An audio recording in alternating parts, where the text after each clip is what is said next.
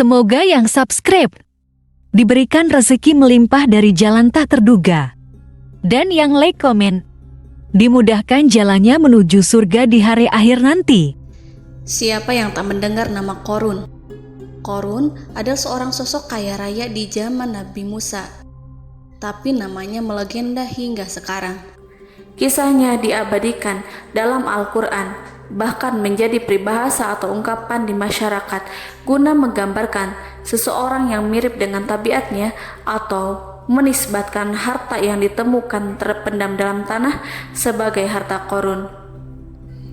Qorun adalah miliarder kaya raya yang hidup sejaman dengan Nabi Musa.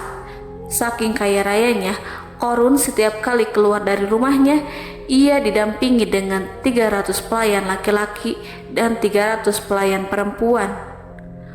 Qorun juga dikawal oleh 4.000 pengawal yang diiringi 4.000 binatang ternak, ditambah 60 ekor unta yang khusus membawa kunci-kunci gudang penyimpanan harta kekayaannya itu.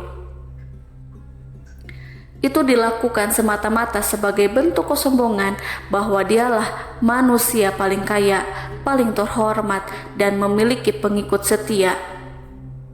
Ia merasa lebih mulia dibandingkan Nabi Musa alaihissalam.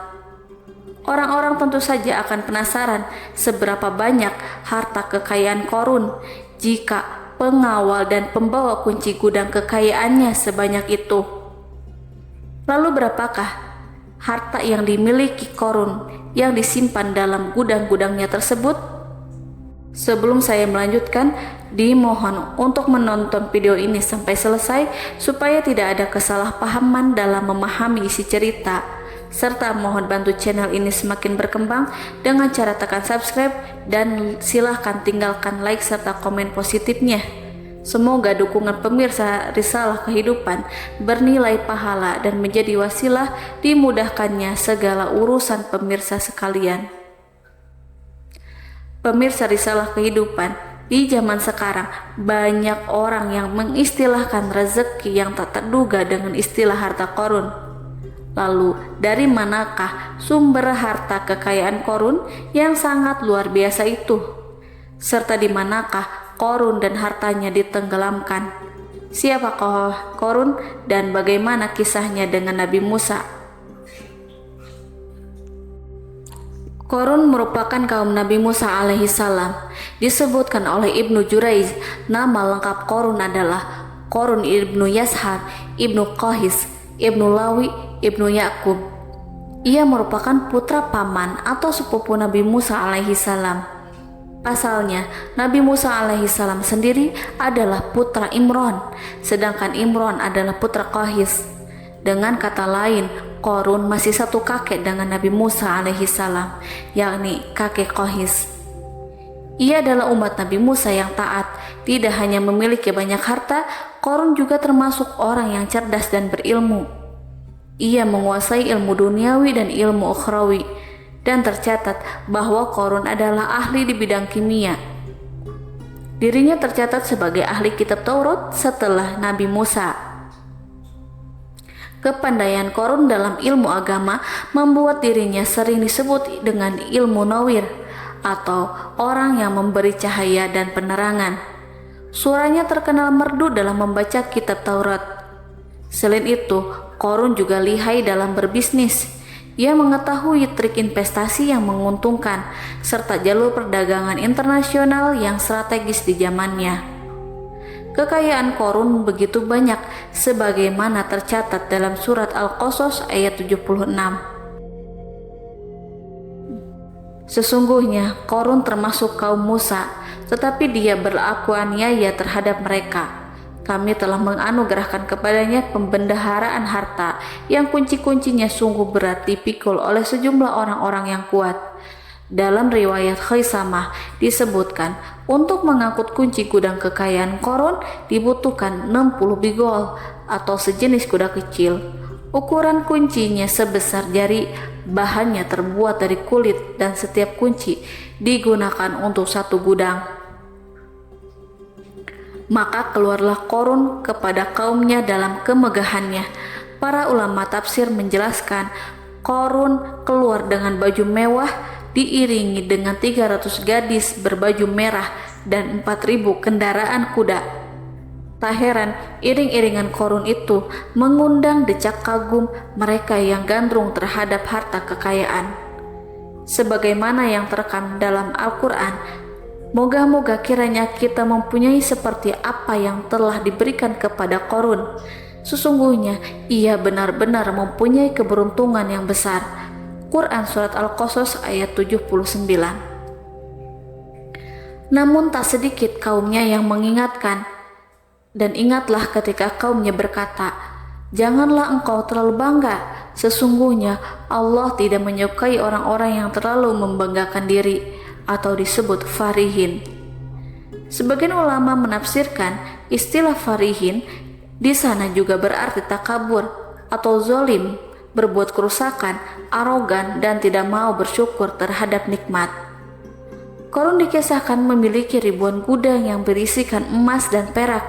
Bila keluar rumah, Korun selalu berpakaian mewah dan dikawal oleh 600 pelayan. Ia diiringi 4.000 ekor kuda dan 60 ekor unta yang membawa kunci-kunci gudang kekayaannya. Namun sayang seribu sayang, Korun kemudian membangkang pada Nabi Musa dan menjadi pengikut setia Fir'aun. Mengenai dari mana asal-usul kekayaan Korun, ada beberapa riwayat yang memberitakan tentang asal-usul kekayaan Korun tersebut. Sumber pertama menyebutkan bahwa jauh sebelum memiliki kekayaan, Korun hanyalah seorang lelaki miskin yang tidak mampu menafkahi keluarganya sendiri. Anaknya sangat banyak. Lalu, suatu hari ketika Korun datang kepada Nabi Musa, ia meminta Nabi Musa alaihissalam untuk mendoakannya agar Allah memberikan harta benda yang banyak. Korun juga meminta Nabi Musa mengajarinya ilmu kimia dan ilmu-ilmu kehidupan lainnya. Korun dikenal sebagai orang yang soleh dan mengikuti ajaran Ibrahim dengan baik, sehingga tanpa pikir panjang Nabi Musa alaihissalam menyetujui permintaannya. Allah Subhanahu wa Ta'ala mengabulkan doa Nabi Musa. Korun diberikan kecerdasan luar biasa dan menguasai ilmu yang telah diajarkan kepadanya. Korun menguasai teori dan praktik pembuatan emas permata dan beragam perhiasan mewah lainnya. Ia juga pakar dalam ilmu arsitektur rancangan bangunan, penataan kota, dan lain sebagainya. Tidak lama setelah itu, hidupnya berubah. Korun pun hidup dengan bergelimbang harta. Ribuan gudang yang dimilikinya penuh dengan emas dan perak. Namun sayangnya, keberuntungan yang didapatkannya membuatnya gelap mata. Korun mulai hidup dengan penuh pamer, keangkuhan, dan penuh kesombongan. Kekayaan yang telah diberikan oleh Allah Subhanahu wa Ta'ala membuatnya lupa dengan Sang Maha Pemberi. Korun merasa lebih terhormat dan mulia dibandingkan Nabi Musa.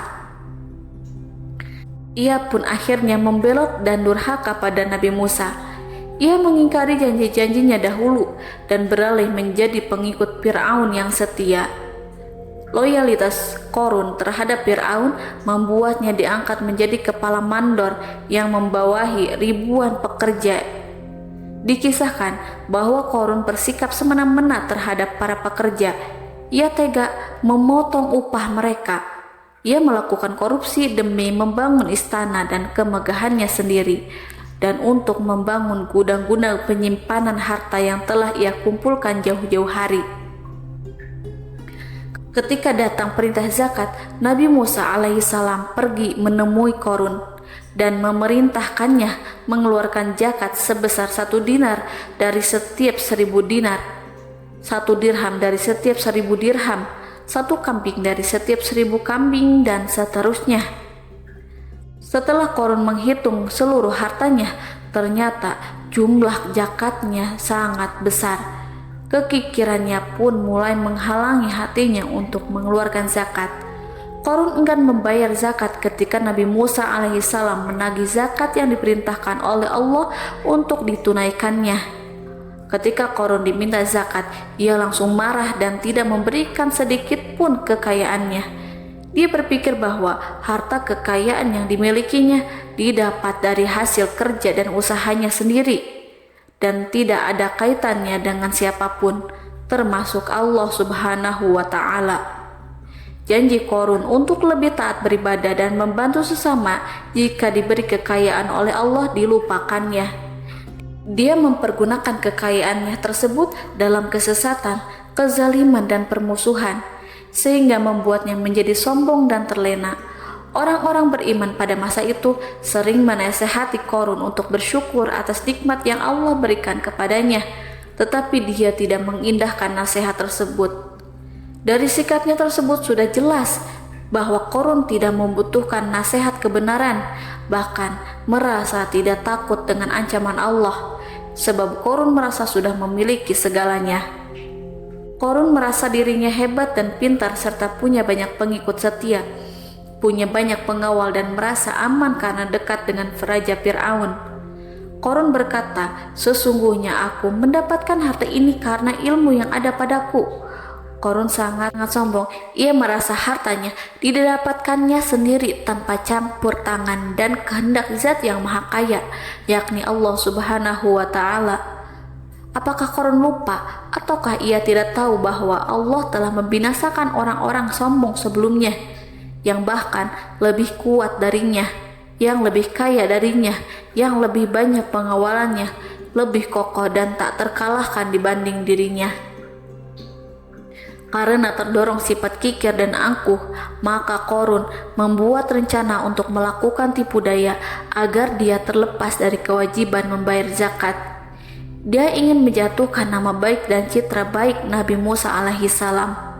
Kemudian dia mengumpulkan tokoh-tokoh konglomerat Bani Israel. Ia berkata kepada mereka, "Wahai saudara-saudaraku, terhadap apa yang diperintahkan Musa untuk membayar zakat, apakah kalian akan mematuhinya?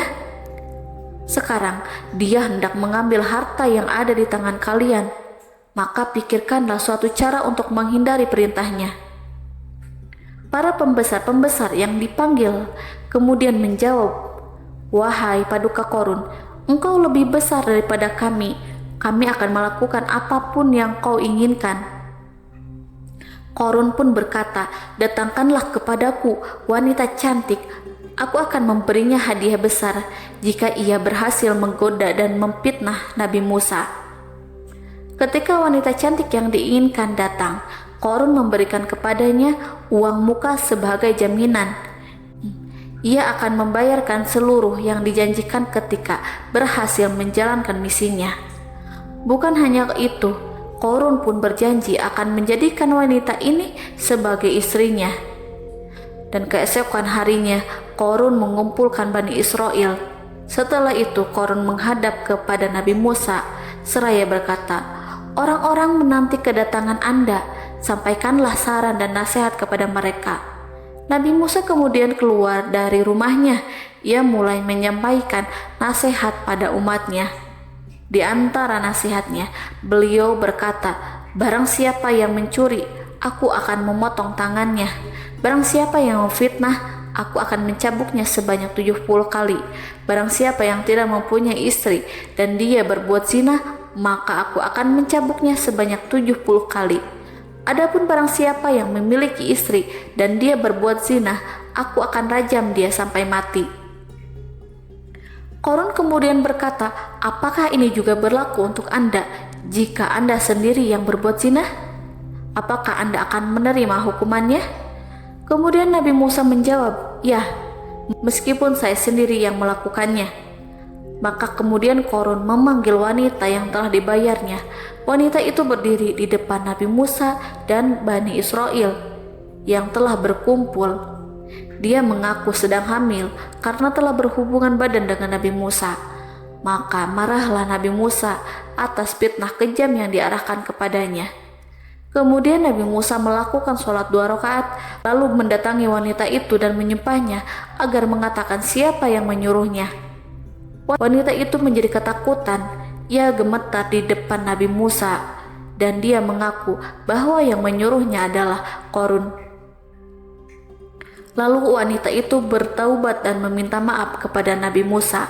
Seketika Nabi Musa bersujud seraya berdoa kepada Allah untuk menimpakan azab kepada Qarun.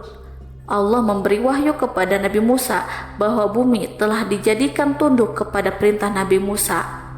Kemudian Nabi Musa berkata kepada bumi, "Wahai bumi, telanlah Qarun beserta kekayaannya, habiskanlah semua." Kala itu Allah menurunkan wahyu kepada Nabi Musa alaihissalam untuk memerintah bumi apapun yang diinginkannya. Begitu Nabi Musa alaihissalam datang dengan wajah sangat marah, barulah Qarun merajuk, "Wahai Musa, sayangilah aku." Sementara Nabi Musa alaihissalam tak bergeming. Beliau lantas berkata pada bumi, "Wahai bumi, ambillah mereka." Seketika rumah Qarun mulai bergetar.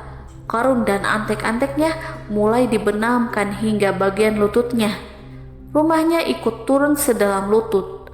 Qarun kembali merajuk, "Sayangilah aku Musa." Rumahnya kembali berguncang. Kini Qarun dan kawan-kawannya kembali terbenam hingga bagian pusar. Demikian pula rumahnya. Qarun terus merajuk, "Wahai Musa, sayangilah aku."